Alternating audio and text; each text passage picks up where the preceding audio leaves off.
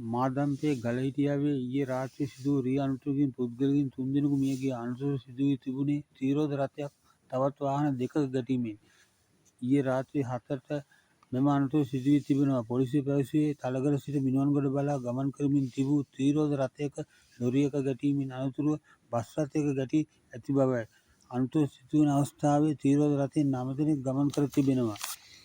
එයින් 5 දෙනෙක්ම කුඩා දරුවන්. කුඩා දරුවෙකු සහ කාන්තාවන් 2 දෙනෙකු අනතුරින් මියගොස් තිබෙනවා. ඔවුන් මිනුවන්ගොඩ ප්‍රදේශයේ පදිංචිකරුවන්.